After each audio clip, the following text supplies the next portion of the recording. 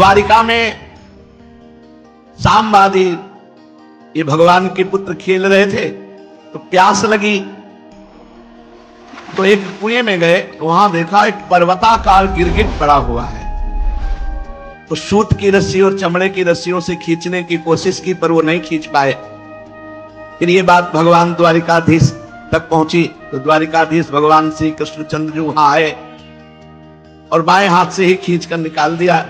भगवान का स्पर्श होते ही आश्चर्य हुआ, उस गिरगिट से एक तेजस्वी महापुरुष प्रकट हुए। यद्यप भगवान त्रिकालज्ञ हैं, सब कुछ जानते हैं, पर पूछा कि हे देव पुरुष, तुम कौन हो और तुमको ये गति कैसे प्राप्त हुई? तुम गिरगिट किस कारण से बने? आप अपना परिचय दीजिए।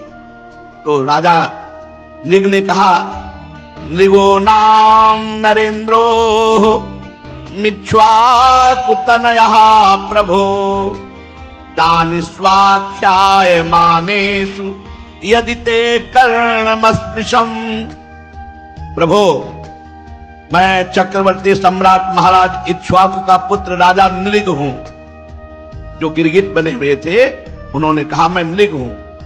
जब कभी किसी ने आपके सामने दानियों की गिनती की होगी तो उसमें मेरा नाम आपके कानों में अवश्य पड़ा होगा।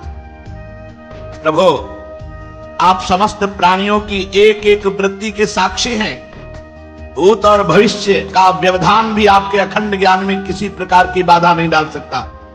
अतः आपसे छिपा ही क्या है। फिर भी मैं आपकी आज्ञा का पालन करने के लिए कहता हूं। पृथ्वी में जितने धूलिकण हैं, आकाश में जितने तारे हैं और वर्षा में जल की धाराएं गिनती, उनको तो कोई गिन सकता है, पर मैंने जितनी गौएं दान की अनगिनत, और वो सभी गौएं दुधार दूध देने वाली नौजवान सीधी सुंदर सुलक्षणा कपिला थी। और मैंने न्याय के धन से प्राप्त की हुई उन गौओं को बछड़ों के सहित दान किया। शींगों में सोना मढ़ा दिया, खुरों में चांदी, और उन्हें वस्त्र हार गहनों से सजा दिया। ऐसी गौएं मैंने दी। भगवान, युवावस्था से संपन्न श्रेष्ठ ब्राह्मण कुमारों को, जो सद्गुणी शील संपन्न कष्ट में पड़े हुए कुटुंब वाले तंबरहित तपस्वी वेद पाठी शिष्यों को विद्या दान कराने वाले और सच्चरित्र ऐसों को मैंने वस्त्राभूषण से अलंकृत गौओं का दान किया। प्रभु, मैंने पृथ्वी का दान किया, सोने का दान किया, घोड़े हाथी दासियों नवीन कन्याओं का कन्यादान, तिलों के पर्वत, चांदी सैया वस्त्र रत्न ग्रह रथ, ये सब दान किए, यज्ञ किए, बहुत से कुएं बावली आदि सब बनवाए, पर मुझे गिरगिट की योनि मिली। चूक हो गई, एक चूक, ए लाख चूक करो तुम्हारी दुर्गति नहीं होगी। राधा नाम जपो। श्री गुरुदास जी महाराज जीव दशा लीला में वर्णन करते हैं कि तुमने सब कुछ किया, लेकिन भगवान का नाम जप नहीं किया, भगवान का नाम उच्चारण नहीं किया। कोटि धर्म व्रत निगम रति विधि सो करे बनाई, एक नाम बिनु कृष्ण के सबे अविधि हुए जाई। कोई करोड़ों धर्म करे, व्रत करे, वेदों को रटे, बड़े विधान से धर्म कर्म सब करे, लेकिन भगवान का केवल नाम जप नहीं किया और सब किया। बोले सबे अविधि हुए जाई। दान पुण्य नृग नृप बड़ कियो, 16 अंधकूप में दियो। बहुत दानी थे महाराज नृग। नाम जप नहीं किया तो एक अपराध सारे पुण्यों को ढक करके उनको गिरगिट बना दिया। पापी एक अजामिल भयो, अधम बीज तिन तरु निर्मयो। सुतहित नाम नारायण लियो, सो पापी बैकुंठ ही गयो। ये तो महादानी, एक अपराध भूल से बन गया तो गिरगिट बने, और महापापी भूल से बेटे के लिए उच्चारण किया नारायण नाम तो बैकुंठ पहुंच गया। इसलिए कोटि धर्म व्रत निगम रटि विधि 100 करे बनाई, एक नाम बिनु कृष्ण के सबे अविधि होए जाए। कोटि धर्म जो को करियावे, कृष्ण नाम बिनु गति नहीं पावे। चाहे करोड़ों तुम साधन कर लो, यदि नाम जप नहीं करते हो तो इस संसार समुद्र से पार नहीं हो सकते। नाम ही सो जिनि बाध्यो नातो, जग के सुख सो भयो हाथो। जिसने नाम से अपना संबंध जोड़ लिया, राधा राधा राधा राधा, तो जग के भोगों की जो कामना है, तृष्णा है, ये नष्ट हो जाएगी। ब्रह्मादिक के भोग सब विषम लागत दाई, नारायण ब्रजचंद की लगन लगी है। अगर आपने हरि नाम नहीं लिया, कृष्ण नाम नहीं लिया, राधा नाम नहीं लिया और ये सब किया तो बेकार हो गया। क्या?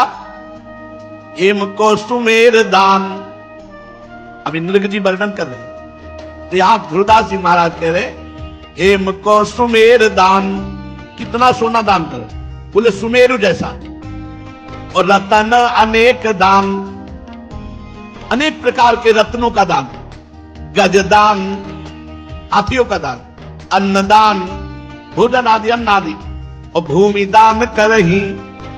ध्यान से, हेम को सुमेरु दान, रतन अनेक दान, गजदान, अन्नदान, भूमि दान करही, और मोती के तुला दान। एक तराजू में पढ़ने में आप बैठ जाए और एक में मोतियां, और फिर उसको दान करें।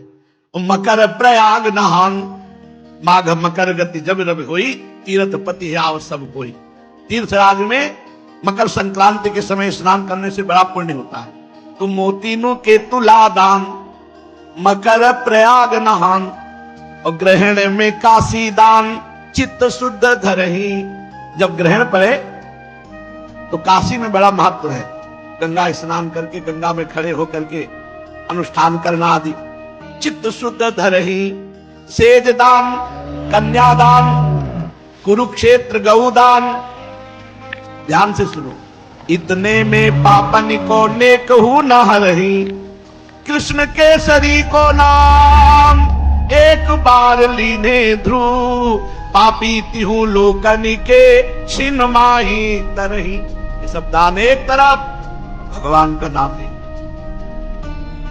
अगर बात मान लो तो सुनो महाराज नृग के मुख से, वो कह रहे हैं भगवान जितनी भूमि में कण है, आकाश में तारे हैं और जल की धाराएं हैं, ऐसी असंख्य गौएं दान की, एक गलती हो गई। क्या गलती?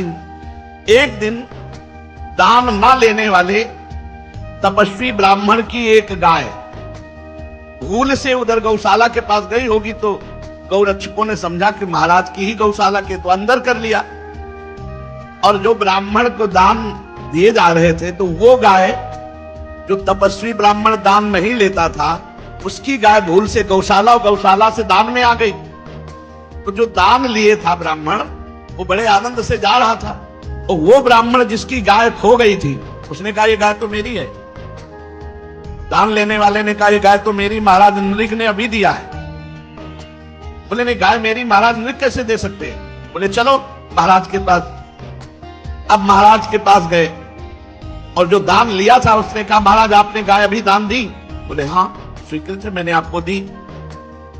तो जिसकी गाय खो गई थी उसने कहा आप दान कैसे दे सकते हैं, गाय मेरी है और मैं किसी से दान कभी लेता नहीं, तो आपने हमारी गाय दान कैसे कर दी?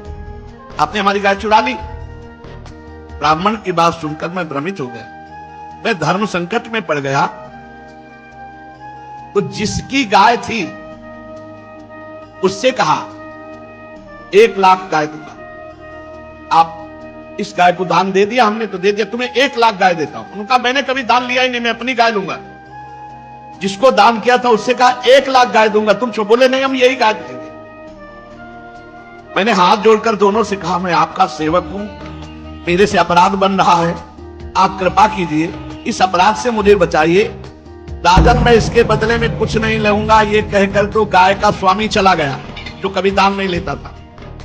इसके बदले में 1 लाख या तुम और 10,000 गाय दो तो भी मैं नहीं लूंगा। ये कहकर दूसरा ब्राह्मण चला गया। जब मेरी आयु समाप्त हुई तो केवल इतने के कारण मुझे यमपुरी ले जाया गया। यमपुरी में ले जाकर के धर्मराज ने पूछा, तुम अपने पाप का फल भोगना चाहते हो पहले या पुण्य का? तो हमने कहा पाप का। तो मुझे तत्काल ये गिरगिट का शरीर मिला द्वारिका के कुएं में। तब से मैं बड़ा कष्ट भोग रहा था। आज आपके दर्शन से गिरगिट योनि से मुक्त हुआ हूं। प्रभु, मैं ब्राह्मणों का सेवक, उदार दानी, आपका निजजन, बड़ी अभिलाषा थी कि आपके किसी प्रकार दर्शन हो जाए। ये आपकी कृपा है कि पूर्व जन्म की हमारी स्मृति नष्ट नहीं हुई। हे परमात्मन, बड़े बड़े शुद्ध हृदय योगीश्वर उपनिषदों की दृष्टि से अपने हृदय में आपका ध्यान करते रहते हैं। हे इंद्रियातीत परमात्मन, साक्षात आप मेरे नेत्रों के सामने आ गए। ये कितनी बड़ी कृपा है आपकी। प्रभु, मैं तो अनेक प्रकार के व्यसनों दुखद कर्मों में फंसकर अंधा हो रहा था। आपका दर्शन तो तब होता है जब संसार चक्र से छुटकारा मिलने का समय आता है। हे देवताओं के आराध्य देव पुरुषोत्तम गोविंद, आप ही व्यक्त और अव्यक्त जगत तथा जीवों के स्वामी हैं। हे अविनाशी अच्युत, आपकी कीर्ति पवित्र है। हे अंतर्यामी नारायण, आप ही समस्त वृत्तियों और इंद्रियों के स्वामी हैं। प्रभु श्री कृष्ण, मैं अब अपने देवलोक को जा रहा हूं। आप मुझे आज्ञा दीजिए। आप ऐसी कृपा कीजिए कि मैं चाहे कहीं भी क्यों न रहूं, मेरा चित्त सदा आपके चरण कमलों का चिंतन करता है। प्रभु, आप समस्त कार्यों और कारणों के रूप में विद्यमान हैं।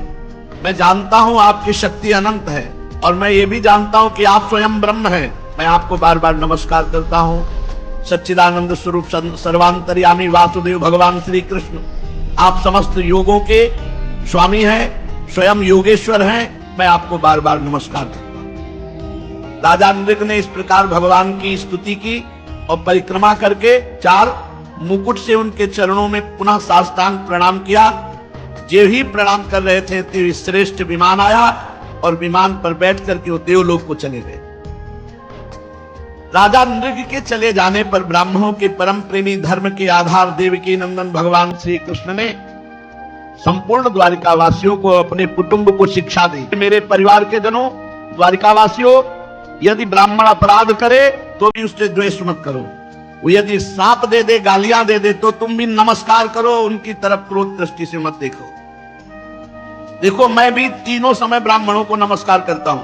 स्वयं भगवान कह रहे, तीनों समय प्रातः मध्याह्न सायं ब्राह्मणों को नमस्कार करता हूं। परीक्षित, ब्राह्मण के धन का अपहरण हो जाए तो अपहृत धन उस अपहरण करने वाले को, अनजान में उसके द्वारा यह अपराध हुआ हो तो अधापतन डाल ही देता। जैसे महाराजा नृग इतने बड़े दानी, लेकिन ब्राह्मण का अपराध बन गया। ना दान लेने वाली गौ, जो ब्राह्मण दान नहीं लेता, उसकी गौ उन्होंने दान में दे दी। पर इतने अपराध, राजा का क्या अपराध इसमें? लेकिन राजा को दंड मिला, गिरगिट बनना पड़ा। समस्त लोगों को पावन करने वाले भगवान द्वारिकाधीश समस्त द्वारिका वासियों को ऐसा उपदेश देकर अपने महल को चले गए। इसलिए बहुत ध्यान रखना चाहिए।